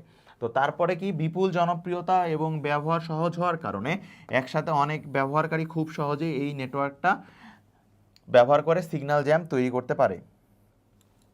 এখন আসা হচ্ছে ওয়াইম্যাক্স। ওয়াইম্যাক্স হচ্ছে কি অনেক পাওয়ারফুল একটা জিনিস, অনেক বিশাল এরিয়া কাভারেজ দিবে। কোনটা? ওয়াইম্যাক্সটা। যেমন হচ্ছে দ্রুতগতির ইন্টারনেটের জন্য ওয়াইম্যাক্স হচ্ছে ইউজ করা হয়। যেমন দেখবা যে রিসেন্টলি হচ্ছে আমাদের কি গ্রামীণ ফোন হচ্ছে একটা ইয়া নিয়ে আসছে, কি বলে হচ্ছে রাউটার টাইপের নিয়ে আসছে, যেটা হচ্ছে তোমার বাসায় ইনস্টল করলে কোনো ওয়্যার লাগবে না, কিছু লাগবে না, ঠিক আছে। সেটা হচ্ছে কি টাওয়ার থেকে ডাইরেক্ট সিগন্যালটা গ্রহণ করতে পারে। এটাই হচ্ছে কি, এটাই হচ্ছে তোমার আসলে ওয়াইম্যাক্স প্রযুক্তি। এরপরে আসো ওয়াইম্যাক্সের প্রধান কয়টা অংশ? দুইটা, একটা বললাম যে বেস স্টেশন, আর একটা হচ্ছে অ্যান্টেনা যুক্ত স্টেশন। তাহলে বেস স্টেশনটা হচ্ছে ইনডোর ডিভাইস, আউটডোর টাওয়ার নিয়ে গঠিত, এবং প্রতিটি বেস স্টেশন কাভারেজ এরিয়া থেকে 50 কিলোমিটার থেকে 80 কিলোমিটার পর্যন্ত।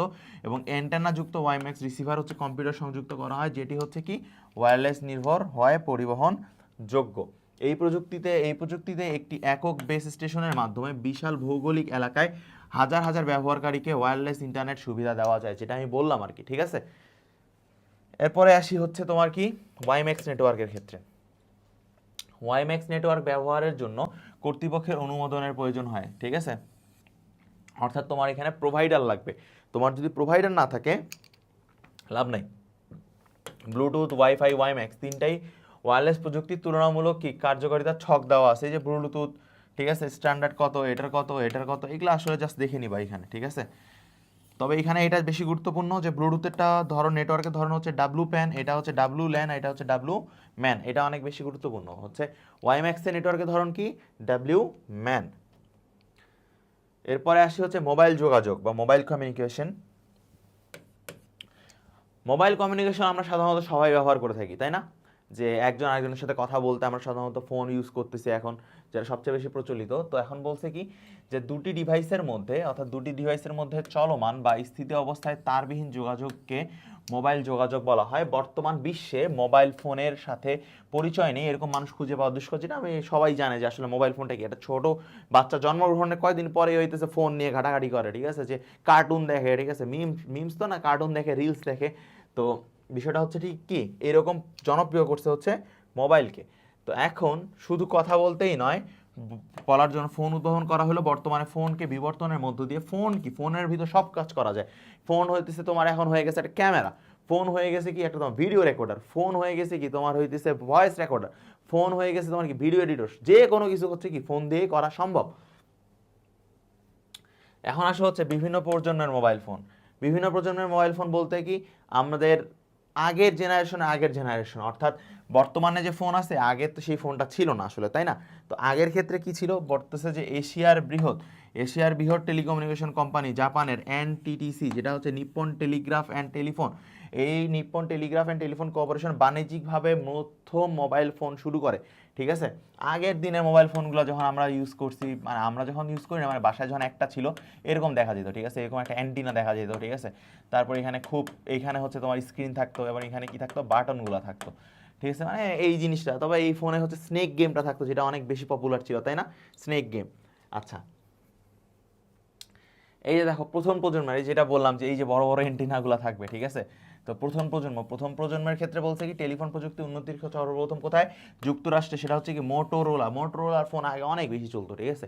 কারণ মোটোরোলা, হ্যালো মোটো, ঠিক আছে, মোটোরোলা ফোন ইউজ যখন তুমি করবা, যদি কখনো করো, মোটোরোলার ফোন খুললে হ্যালো মোটো, তো বিষয়টা হচ্ছে এটা তো একটা ডায়লগ ছিল। তো মোটোরোলার ফোন সর্বপ্রথম আসছে বাজারে। তো একই সময় সেখানে হচ্ছে এএমপিএস বা অ্যাডভান্স মোবাইল ফোন সিস্টেম বা স্ট্যান্ডার্ড কি হচ্ছে বাণিজ্যিকভাবে প্রথম প্রজন্মের মোবাইল ফোন চালু করে, ঠিক আছে, কে, মোটোরোলা, ঠিক আছে। বাণিজ্যিক ফোনগুলো কি অনেক বড় ছিল, একটা নেটওয়ার্কের এরকম টাওয়ার ছিল, মানে টাওয়ার বলতে একটা কি ছিল, এরকম রিসিভার ছিল আর কি। এরপরে আসো দ্বিতীয় প্রজন্মের মোবাইল ফোনগুলো কি, দ্বিতীয় প্রজন্ম বলছে অ্যানালগ ট্রান্সমিশনের পরিবর্তে ডিজিটাল ট্রান্সমিশনের মাধ্যমে দ্বিতীয় প্রজন্মের মোবাইল ফোনের যাত্রা শুরু হয় এবং সেকেন্ড জেনারেশন বলা হয়, ঠিক আছে, ডিজিটাল সেলুলার নেটওয়ার্ক বলা হয়। এই সময় মোবাইল ফোনের টেকনোলজির প্রধান বৈশিষ্ট্যগুলো ছিল GSM, global system for mobile communication, এবং সিডিএমএ অর্থাৎ কোড ডিভিশন মাল্টিপল অ্যাক্সেসের সুবিধা। এসব সুবিধা নিয়ে কি বলতেছে, এসব সুবিধা নিয়ে ভয়েসকে নয়েজযুক্ত করার মাধ্যমে দ্বিতীয় প্রজন্মের মোবাইল ফোনের সূচনা হয়, ঠিক আছে। এই ধরনের অর্থাৎ ফোল্ডিং সেটগুলো যেগুলো প্রথম বাজারে আসে সেগুলো হচ্ছে কি সেকেন্ড জেনারেশনের সেট আর কি। এরপরে আসি আমরা, মোবাইল ফোন হচ্ছে কি মোবাইলকে হচ্ছে জিএসএম বা জিডিএমএ স্ট্যান্ডার্ড ধরা হয়। এরপরে হচ্ছে তৃতীয়, জাপানের কি ডোকোমো, ঠিক আছে, কোম্পানি পরীক্ষামূলকভাবে তৃতীয় প্রজন্মের মোবাইল ফোন চালু করে। দ্বিতীয় হতে তৃতীয় প্রজন্মের মোবাইল ফোনে প্রযুক্তিগত কিছু ডিফারেন্স দেখা যায়, ঠিক আছে। সেই ডিফারেন্সগুলো আসলে কি কি এখানে, সেই ডিফারেন্সগুলো হচ্ছে কি এখানে সার্কিট সুইচ ডেটা ট্রান্সমিশনের পরিবর্তে কি পকেট সুইচিং ডেটা ট্রান্সমিশন ব্যবহার করা হয়, সার্কিট সুইচিং পদ্ধতিতে নেটওয়ার্কের রিসোর্স হিসাবে বা ব্যান্ডউইথে বিভিন্ন অংশ বা পার্টে বিভক্ত হয় সুনির্দিষ্ট পথে গন্তব্যে পৌঁছায়, যার ফলে এটার কি নিরাপদ ব্যবস্থা তুলনামূলক কম। কিন্তু প্যাকেট সুইচিং পদ্ধতিতে নেটওয়ার্কিং রিসোর্স বা ব্যান্ডউইথ বিভিন্ন প্যাকেটে বিভক্ত হয়, ফলে ভিন্ন ভিন্ন পথে গন্তব্যে পৌঁছা যেতে পারে, ফলে নিরাপত্তা ব্যবস্থা হয় সুদৃঢ়। এতে অবশ্য উভয় সুইচিং পদ্ধতি চলে, পূর্বের তুলনায় উচ্চ ব্যান্ডের সিগন্যালযুক্ত ফ্রিকোয়েন্সি এখানে ব্যবহার করা হয়। সেটা হচ্ছে কোথায়, তৃতীয় প্রজন্ম। এই হচ্ছে তৃতীয় প্রজন্মের মোবাইল ফোন, HSPA, ঠিক আছে, হাই স্পিড প্যাকেজ অ্যাক্সেস। এই জিনিসগুলো আমরা যখন প্রথম স্মার্টফোন দেখছিলাম তখন এগুলো আমরা দেখছিলাম, হ্যাঁ। এর পরবর্তীতে আসে, এটা সম্ভবত সনির ফোন, এই ধরনের ফোনগুলো সনি বা এলজি বানাইতো চারকোনা। এটা তো স্যামসাংয়ের J1, সবচেয়ে বেশি পপুলার ফোন স্যামসাংয়ের J1, ঠিক আছে, এটা তো অ্যাপেলের ফোন। এরপরে আসি চতুর্থ চতুর্থ প্রজন্মের ফোনগুলোর থেকে কি সুবিধা আছে দেখো, চতুর্থ প্রজন্মের ফোনের প্রযুক্তিগত বৈশিষ্ট্য হচ্ছে সার্কিট সুইচিং বা প্যাকেট সুইচিংয়ে ডেটা ট্রান্সমিশনের পরিবর্তে ইন্টারনেট প্রোটোকল ভিত্তিক করা হয়, যেটা হচ্ছে ল্যান, ওয়ান, ভিওআইপি, ইন্টারনেট প্রভৃতি সিস্টেমের প্যাকেজ সুইচিং পরিবর্তে প্রোটোকল ভিত্তিক জিনিসটা এখানে ব্যবহার করা শুরু হয়েছে। এরপরে আসি, এরপরে হচ্ছে এখানে কি বলা হয়েছে, এখানে বেশি কিছু কথাবার্তা বলা হয়েছে, সেটা কি বলছে এখানে, এখানে তোমার বলছে যে হচ্ছে স্থির ডিভাইসের ক্ষেত্রে 1 Gbps পর্যন্ত এটার কি স্পিডটা হতে পারে, কত, 1 Gbps। আচ্ছা, এরপরে আমরা দেখি যে পঞ্চম প্রজন্মের বা ফিফথ জেনারেশন ফোনগুলো দেখো, এই সাধারণত ফোনগুলো হচ্ছে ইউটিউবে দেখা যায় যে এরকম ফিফথ জেনারেশন ফোন ডেমো, ঠিক আছে, কাচের ফোন, ঠিক আছে, কাচের ফোনের মধ্যে দেখবা যে পিছনে একটা সুন্দর করে আইফোনের লোগো দেওয়া আছে, ঠিক আছে, তারপরে কি দেখবা যে বিভিন্ন ধরনের অ্যাপ চালাইতেছে। তো বিষয়টা হচ্ছে এরকম যে এটা ফিউচারিস্টিক ফোন। এই পঞ্চম প্রজন্মের মোবাইল ফোন নেটওয়ার্ক সিস্টেম বা কি বলা হয়েছে, এই অত্যাধুনিক সর্বশেষ সংস্করণ এ ধরনের মোবাইল ফোন নেটওয়ার্ক হচ্ছে কি ওয়ার্ল্ড ওয়াইড ওয়্যারলেস ওয়েব বা WWW নামেই পরিচিত, ঠিক আছে। WWW কয়টা ডাব্লু, 4টা, আবার 3টা ডাব্লু না আর কি, ঠিক আছে। তো এরপরে আসি, এরপরে এখানে কিছু বেসিক কথা আছে। যুগের সাথে হচ্ছে প্রতিটা জিনিসেই কি ডেভেলপ হইতেছে। আগে আমরা 1G ইউজ করছি, 2G, এরপর 3G আসছে, ঠিক আছে, তারপর 4G, এখন 5G জেনারেশন চলে আসছে। তো 5Gর ক্ষেত্রে আমাদের 5G ফোন লাগবে। তো 5G ফোন কিন্তু অলরেডি চলে আসছে মার্কেটে, ঠিক আছে, স্যামসাং, অ্যাপল এরা কিন্তু 5G ফোন নিয়ে চলে আসছে মার্কেটে। এখন আসা হচ্ছে কম্পিউটার নেটওয়ার্কিং। আমরা সবাই কম বেশি কম্পিউটার নেটওয়ার্কিং এই ওয়ার্ডটার সাথে কিন্তু পরিচিত।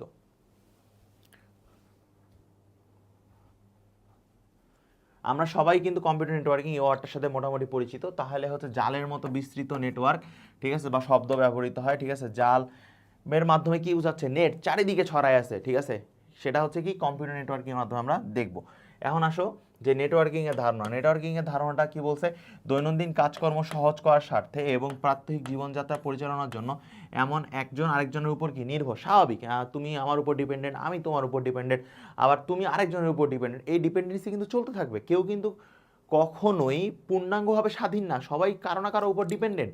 তো এই ডিপেন্ডেন্সির ক্ষেত্রে নেটওয়ার্কিংয়ের ধারণাটা আসছে। তো এখানে কি বলছে, এই ধরনের তথ্য আদান প্রদান বা বিনিময়ের ক্ষেত্রে বিভিন্ন ধরনের ডিভাইস ব্যবহার করা হয়, ঠিক আছে, বিভিন্ন ধরনের ডিভাইস বলতে কম্পিউটার, ঠিক আছে, ল্যাপটপ, এই ধরনের ডিভাইসগুলো এখানে ব্যবহার করা হয়।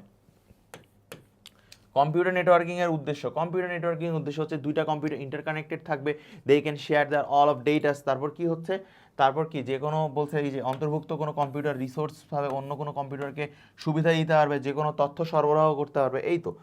তারপরে আসি হচ্ছে কি ইনফরমেশন রিসোর্স শেয়ার বলতে কি বোঝায়। ইনফরমেশন রিসোর্স শেয়ার হচ্ছে যে কোনো বিষয়ে বিভিন্ন ধরনের ইনফরমেশন পাওয়ার জন্য সবাই ইন্টারনেটের বিভিন্ন ওয়েবসাইট সার্চ করে, ঠিক আছে, কিংবা একই প্রতিষ্ঠানের বিভিন্ন শাখার মাধ্যমে কম্পিউটার নেটওয়ার্কিংয়ের মাধ্যমে তাৎক্ষণিকভাবে তথ্য আদান প্রদান করে, দ্রুত ও সহজে কাজ সম্পাদন করা যায়।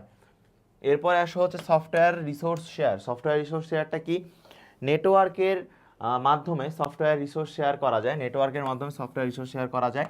এক্ষেত্রে একটি সফটওয়্যারকে যদি নেটওয়ার্কভুক্ত করা হয় তাহলে সকল কম্পিউটারকে ব্যবহার করা যেতে পারে, ঠিক আছে। তাহলে বিভিন্ন ধরনের ব্যাংকে টাকা লেনদেনের জন্য, অর্থাৎ বিভিন্ন ব্যাংকের টাকা লেনদেনের জন্য যে ভিন্ন ভিন্ন অ্যাকাউন্টারে ভিন্ন ভিন্ন কম্পিউটার ব্যবহার করতে দেখা যায়, তা মূলত একই সফটওয়্যারের সকল শেয়ার করে থাকে। Hardware resource share, hardware resource শেয়ারটা আসলে কি, হার্ডওয়্যার রিসোর্স শেয়ারটা হচ্ছে যে বিভিন্ন অফিস ও ব্যাংকে, কম্পিউটার ল্যাব ও সাইবার ক্যাফেতে আমরা দেখতে পাই যে বিভিন্ন কম্পিউটার নেটওয়ার্কিং সুবিধা দ্বারা একটি প্রিন্টার মাধ্যমে সবাই ব্যবহার করতেছে, যেখানে মূলত প্রিন্টারটা সংযুক্ত থাকে হচ্ছে সার্ভারের কম্পিউটারের সাথে। আমরা যে কোনো ডেটা কোথায় পাঠাই, সার্ভারের কম্পিউটারে পাঠাই, এরপর সেটা কি প্রিন্ট আউট হয়ে আমাদের কাছে চলে আসছে। এরপরে দেখো যে নেটওয়ার্কিংয়ের প্রকারভেদ, নেটওয়ার্কিংয়ের প্রকারভেদ, টাইপস অফ নেটওয়ার্কিং প্রোভাইড। তাহলে এখানে কয় ধরনের দেখা যায়, প্যান দেখা যায়, ল্যান দেখা যায়, ক্যান, ম্যান, ওয়ান। তো এই জিনিসগুলো এখানে দেখা যায়, ঠিক আছে। তো এখন আসো নেটওয়ার্কিংয়ের বিস্তৃতি। আমি যেটা বললাম, প্যান বা পার্সোনাল এরিয়া নেটওয়ার্ক, ঠিক আছে, LAN local area network, can, ঠিক আছে, campus area network, man metropolitan area network, তারপর হচ্ছে কি, তারপর বলা হয়েছে ওয়ান, তার এটা হচ্ছে ওয়াইড এরিয়া নেটওয়ার্ক। তো ম্যান কার ক্ষেত্রে, ম্যান হচ্ছে কিন্তু ওয়াইম্যাক্সের ক্ষেত্রে ব্যবহার করা হয়, এটা কিন্তু মনে রাখবা, হ্যাঁ। এরপরে আসো এখানে হচ্ছে কি পার্সোনাল এরিয়া নেটওয়ার্ক বা প্যান, এই কোনো ব্যক্তি দৈনন্দিন কাজে ব্যবহৃত বিভিন্ন ধরনের ইলেকট্রিক ডিভাইস যে নেটওয়ার্কের মাধ্যমে যুক্ত, সেটাই হচ্ছে কিন্তু তোমার প্যান। এখানে বাইরের কারো কিন্তু কোনো এক্সেস নাই, ঠিক আছে। এখন আসো এরপরে কি আছে, local area network. Local area network হচ্ছে আমার দৈনন্দিন জীবনে ল্যানই বেশি ব্যবহার করে থাকি। ছোটোখাটো অফিস আদালত ব্যবসা প্রতিষ্ঠান যে কোনো জায়গায় আমরা এই ল্যানটা কিন্তু বেশি ব্যবহার করে থাকি, ঠিক আছে। তারপর কি বলা হয়েছে, যে এখানে বলা হয়েছে স্বল্প দূরত্বে যদি কয়টা ভবন থাকে, এই সব ভবনে সবাই যদি ইন্টারকানেক্টেড থাকতে চায়, আমরা কী হিসাবে ব্যবহার করি, এখানে ল্যানটা ব্যবহার করতে চাই।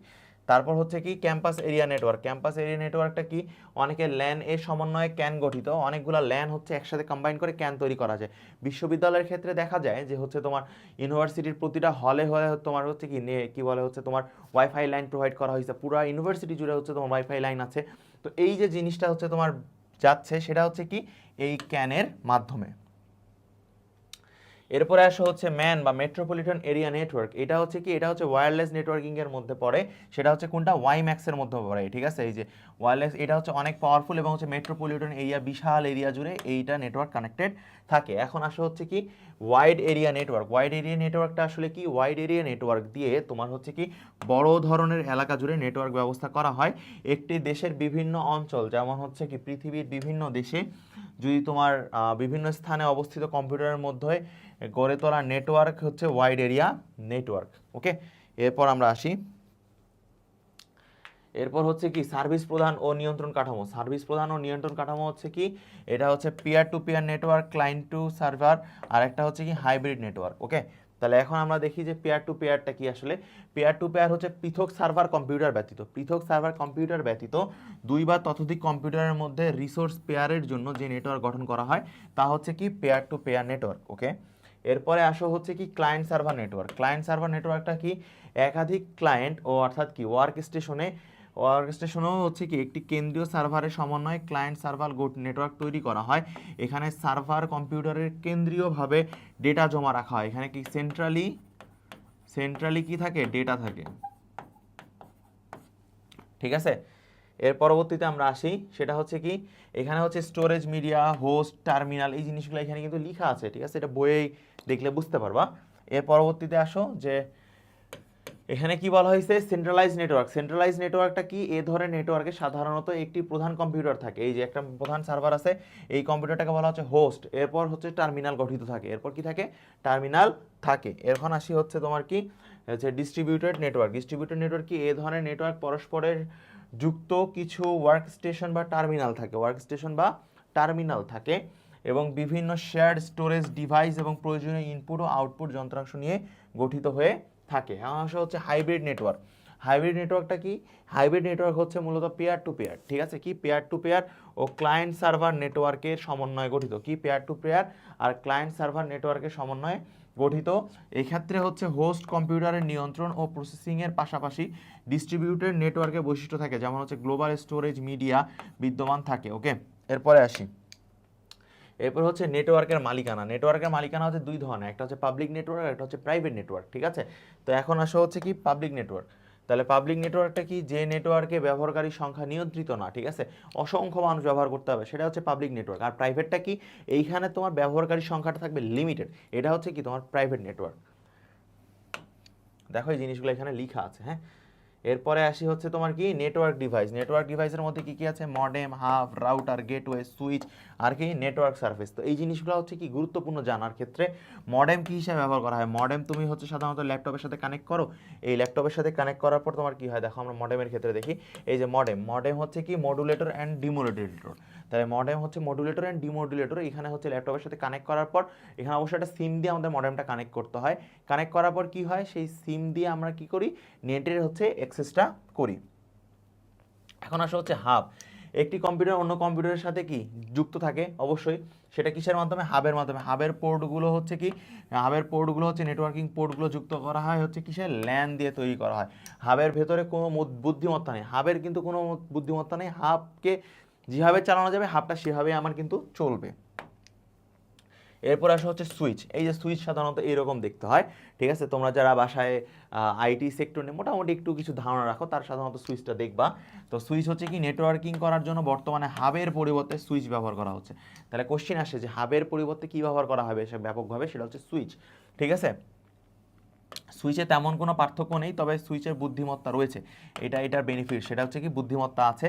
তারপর কি বলছে, সংকেতকে ব্রডকাস্ট করে না, সংঘর্ষ এড়ানোর জন্য প্রতিটি কম্পিউটারের ম্যাক অর্থাৎ মিডিয়া অ্যাক্সেস কন্ট্রোল অ্যাক্সেস ব্যবহার করা হয়, নির্দিষ্ট পোর্টে সিগন্যালটি পাঠায়, শুধু তাই নয় দুর্বল হয়ে পড়ে, ঠিক আছে, এর জন্য কি অ্যাম্প্লিফায়ারও দরকার আছে। এরপরে আমরা আসি, এরপরে হচ্ছে কি বলা হয়েছে দেখো, এখানে হচ্ছে কি সুইচ গেটের সংখ্যা কত হয়, 8, 16, 24, 48 পর্যন্ত হয়, এতে ডেটা ফিল্টারিংয়ের তারপর হচ্ছে নয়েজ ক্যান্সেলেশন করা সম্ভব। এরপরে আমরা আসি, দেখো কি হয়েছে, এরপরে হচ্ছে রাউটার। সবার বাড়িতে সাধারণত এখন রাউটার দেখা যায়, আমার বাসায় রাউটার নাই এরকম আসলে খুব কম দেখা যায়। আগের দিনে সাধারণত আমরা কারো বাড়িতে গেলে আমরা আসলে বলতাম যে আসলে জায়নামাজ আছে কিনা, আমরা নামাজ পড়তে চাই, ঠিক আছে, জায়নামাজটা কোথায় আছে।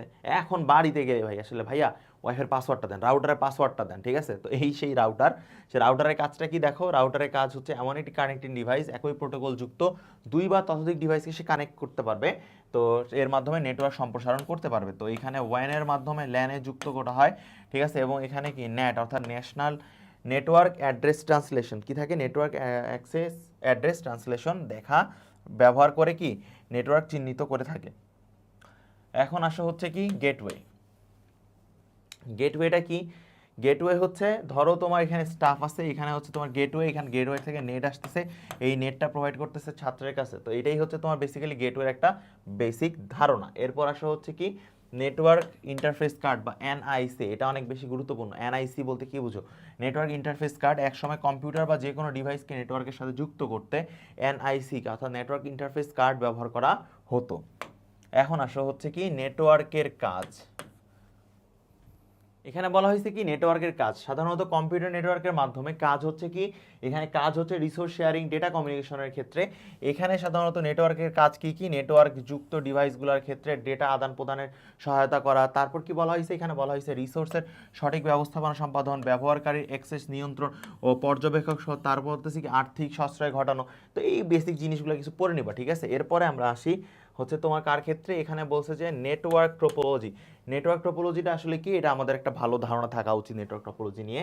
নেটওয়ার্ক টোপোলজি বলতে আমরা সাধারণত বুঝি কি কম্পিউটার অন্যান্য ইলেকট্রিক ডিভাইসগুলো যেখানে হচ্ছে কি থাকবে আমার কানেক্টেড থাকবে, তাই না। তো এখন কথা হচ্ছে কি যে তোমার এটার ক্ষেত্রে তোমার একটা জিনিস মনে রাখতে হবে, সংযোগস্থলে সাধারণত কি থাকে, নোড নামে অভিহিত করা হয়, কি নামে, নোড। তো এখানে হচ্ছে বিভিন্ন ধরনের টোপোলজি দেখা যায়, bus topology, ring topology, star, tree, mesh, hybrid. তো এখানে আসে যে হচ্ছে বিভিন্ন টোপোলজিগুলো ব্যাখ্যা করো, তাহলে কি কি আছে, বাস আছে, রিং আছে, তো বিভিন্ন টপোলজিগুলো আছে। তো সবার আগে দেখি আমরা বাস টোপোলজি, ঠিক আছে। বাস টোপোলজি কি, এই যে এরকম বাসের মধ্যে কানেক্টেড থাকবে, লাইন একটা থাকবে, এই একটা লাইনে হচ্ছে কি সব নেটওয়ার্কগুলো কানেক্টেড থাকবে। দেখো এখানে লেখা আছে যে এই যে দুইটা টার্মিনাল প্রান্ত আছে, এইখানে বলছে এ ধরনের টোপোলজিতে একটি সংযোগ লাইনে সব ধরনের নোড অর্থাৎ কম্পিউটার ও অন্যান্য যন্ত্রপাতি ডিভাইস সংযুক্ত থাকে। এই প্রধান লাইনটাকে বলা হয় হচ্ছে বাস, অর্থাৎ এই লাইনটা যেটা আছে এই লাইনটাকে বলতেছে বাস, এবং এই লাইনে সব কিছু কানেক্টেড থাকবে। ওকে, এখন আসা হচ্ছে স্টার। আচ্ছা, বাস টোপোলজির সুবিধা, বাস টোপোলজির সুবিধা হচ্ছে কম তার লাগে এবং সরল গঠন, কোনো কমপ্লেক্সিটি নাই এখানে, ঠিক আছে। কানেক্টর ও রিপিটার দ্বারা সহজেই কি বলতেছে নেটওয়ার্কের মাধ্যমে ব্যাকবোন বাস দৈর্ঘ্য বৃদ্ধি করা যায়, নেটওয়ার্ক যে কোনো সময় নতুন ডিভাইসে সংযুক্ত করা যায়। তারপর কি বলছে, কোনো কম্পিউটার ও বিচ্ছিন্ন কারক নষ্ট হয়ে গেলে সম্পূর্ণ নেটওয়ার্কটা অচল হয়ে পড়ে না। এই তো এখন হচ্ছে অসুবিধা কি কি, অসুবিধা হচ্ছে যে এখানে ডেটা ট্রান্সমিশন অপেক্ষাকৃত ধীর গতিতে, স্বাভাবিক কারণ অনেকগুলো একটা লাইনেই কানেক্টেড। তারপর বলা হয়েছে কি প্রধান সংযোগ বা লাইন বাসের ত্রুটি পরিলক্ষিত হলে সম্পূর্ণ লাইনটা তোমার অচল হয়ে পড়বে। তারপর বলছে কি নেটওয়ার্ক কম্পিউটার সংখ্যা ও দৈর্ঘ্য বৃদ্ধি পেলে ট্রাফিক বৃদ্ধি পায়, গতি হ্রাস পায়। এই তো আচ্ছা, এখন আসা হচ্ছে রিং টোপোলজি। রিং টোপোলজি হচ্ছে কি যে একজন দুইজনের সাথে ইন্টারকানেক্টেড থাকবে, দেখো এই যে দুইজনের সাথে ইন্টারকানেক্টেড আছে।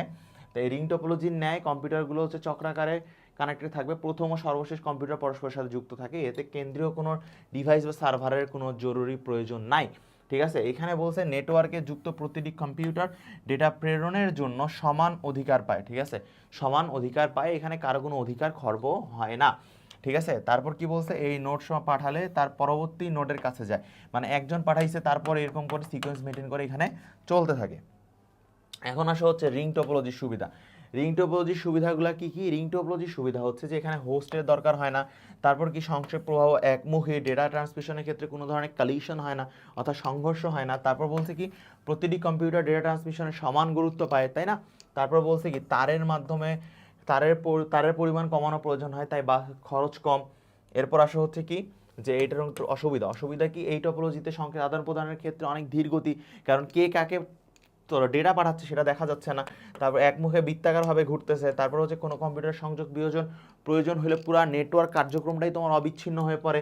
তারপর কি বলছে, নেটওয়ার্কে কম্পিউটার সংখ্যা বাড়ালে ডেটা ট্রান্সমিশনের হারও বাড়ে, এই তো সময়ও বেড়ে যায়। এখন আসা হচ্ছে স্টার টোপোলজিতে একটা কেন্দ্রীয় টার্মিনাল থাকবে, অর্থাৎ যেটা হচ্ছে সেন্টার। এই সেন্টার থেকে সব কিছু চলতে থাকবে। দেখো এই বিভিন্ন ধরনের সুইচ দেওয়া আছে, এখানে কিছু বেসিক কথাবার্তা বলা হয়। যে টপোলজিতে কম্পিউটার ও বিভিন্ন ধরনের ইলেকট্রিক ডিভাইস যেমন প্রিন্টার সরাসরি একটি হাব ও সুইচের মাধ্যমে পরস্পর যুক্ত থাকে, তাকে কি বলা হয়, স্টার টপোলজি বলা হয়। এই পদ্ধতিতে নেটওয়ার্ক যুক্ত বিভিন্ন কম্পিউটারগুলো এই হাব ও সুইচের মাধ্যমে কি থাকে, কানেক্টেড থাকে। এখন আসলে স্টার টপোলজির সুবিধা। স্টারের সুবিধাগুলো কি কি, অপেক্ষাকৃত দ্রুত গতিতে ডেটা আদান প্রদান করা যায়। তারপর কি বলছে, সংকেত সংঘর্ষ ঘটার আশঙ্কা কমায় এখানে স্টারের ক্ষেত্রে।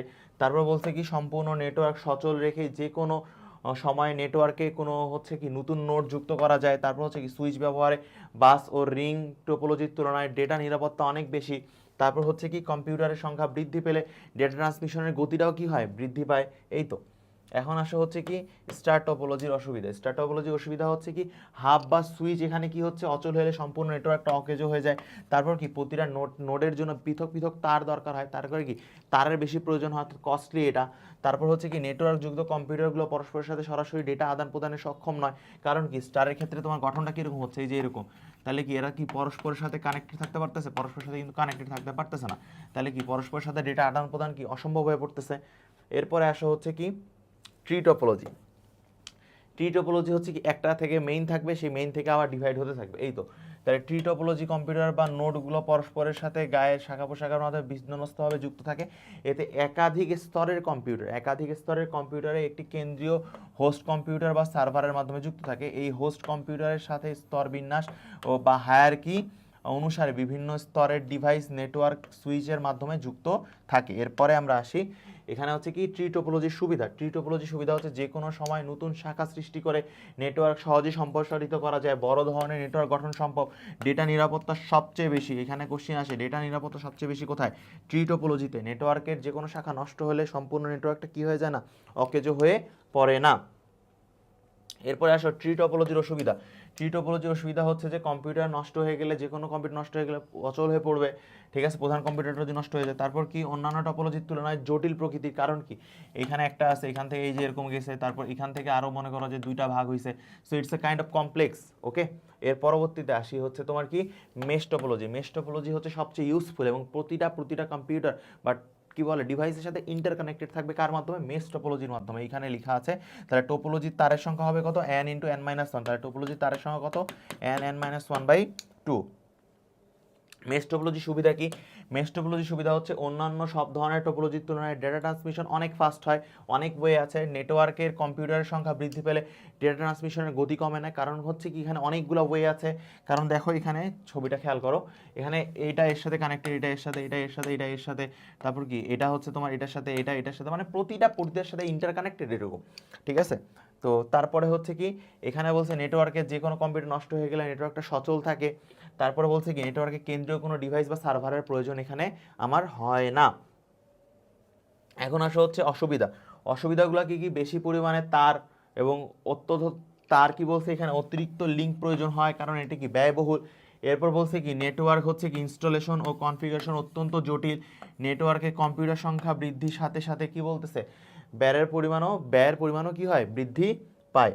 এরপরে আসা হচ্ছে কি হাইব্রিড টোপোলজিটা কি স্টার, রিং, মেশ এবং বিভিন্ন কিছু সমন্বয়ে যে টোপোলজিটা গঠিত, সেটাই হচ্ছে আমার এখানে হাইব্রিড টোপোলজি, ঠিক আছে।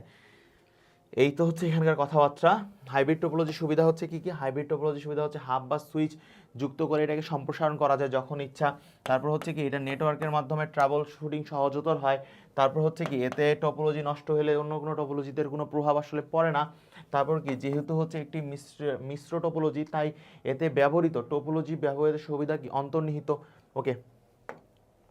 এখন আসা হচ্ছে হাইব্রিড টপোলজির অসুবিধা, এই টপোলজির সংখ্যা হচ্ছে বেশির কারণে রক্ষণাবেক্ষণ খরচ কি বেশি হয়ে যায়। তারপর কি এই টপোলজির ইনস্টলেশন ও কনফিগারেশন অনেক জটিল প্রকৃতির। তারপর কি বলা হয়েছে এখানে মিশ্র টপোলজি হিসাবে ব্যবহার করা হয়, টপোলজিতে কি অসুবিধা হচ্ছে অন্তর্নিহিত থাকে।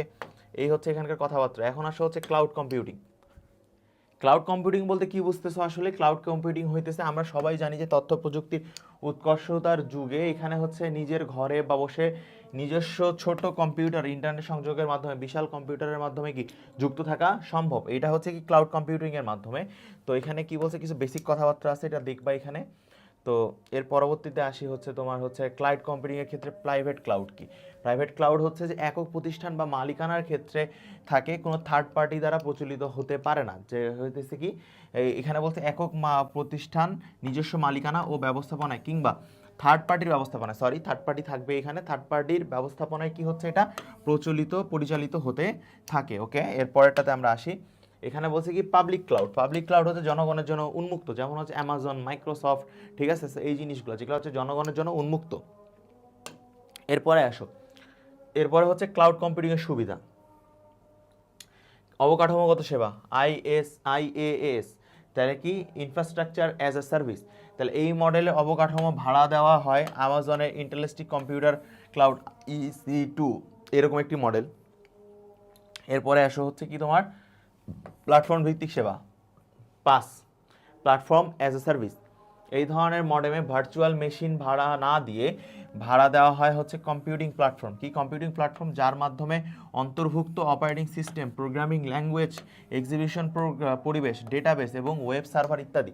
এই প্ল্যাটফর্মে ব্যবহারকারী স্বল্প ব্যয়ে তার অ্যাপ্লিকেশন সফটওয়্যার উন্নয়ন করতে পারে। মাইক্রোসফট ও অ্যাজুর ও গুগল অ্যাপ ইঞ্জিন এই মডেলের উদাহরণ। সফটওয়্যার ভিত্তিক সেবা বা SaaS। তো এখানে কি সফটওয়্যার অ্যাজ এ সার্ভিস, এই মডেলে ব্যবহারকারীরা সার্ভিস দাতা। কি বলা হয়েছে যে প্রতিষ্ঠানের উন্নয়ন করা সফটওয়্যার ও ডেটাবেস অ্যাক্সেস ও ব্যবহারের সুযোগ পায়। এর ফলে ব্যবহারকারী CPU বা স্টোরেজ অবস্থান কনফিগারেশন বিভিন্ন কি রক্ষণাবেক্ষণ করার প্রয়োজন হয় না। এরপরে আসো, এরপরে হচ্ছে কি নেটওয়ার্ক ভিত্তিক সেবা বা হচ্ছে NAS কি নেটওয়ার্ক ভিত্তিক সেবা। এখানে বলা হয়েছে এটি এমন একটি মডেল যেখানে গ্রাহকরা তাদের নিজস্ব নেটওয়ার্ক অবকাঠামো স্থাপনের পরিবর্তে ক্লাউড বিক্রেতার কাছে নেটওয়ার্ক পরিষেবাগুলো ভাড়া দিয়ে থাকেন। উদাহরণস্বরূপ যেমন আকারজা, তারপর 2T1 SVPN।